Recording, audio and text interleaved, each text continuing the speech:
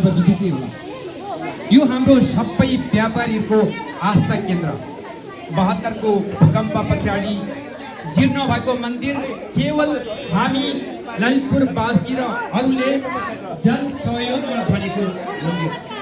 त्यो मन्दिर बनाउनका लागि उद्योग पार्टीले सक्रिय गठनमा कोष जम्मा गर्नका लागि हामीले पनि गठन गरेका थियौँ। साथै हामीले नगद पनि जम्मा गरेर हामीले सहयोग गर्यौँ। भगवानमा हामी आराधना गर्छौँ। भैसेन जस्तै हामी बलियो बनौँ र हाम्रो हरेक पेसामा भगवानको आशिष रहोस्, हामी सधैँ सफल हौँ।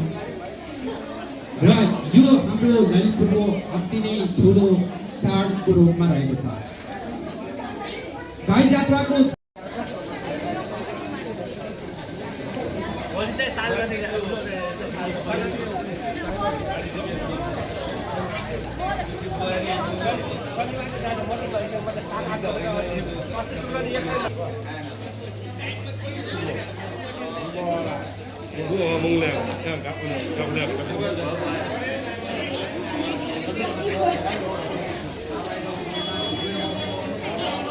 Jai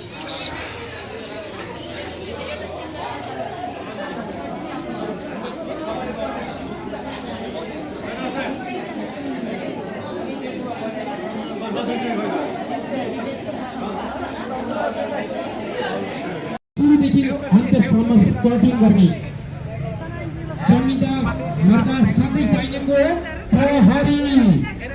प्रहरी मित्रहरूलाई पनि हामी भित्री हृदयदेखि धन्यवाद दिन्छौँ।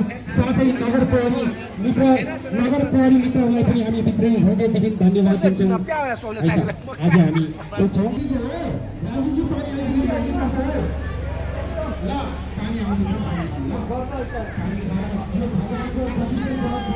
hello.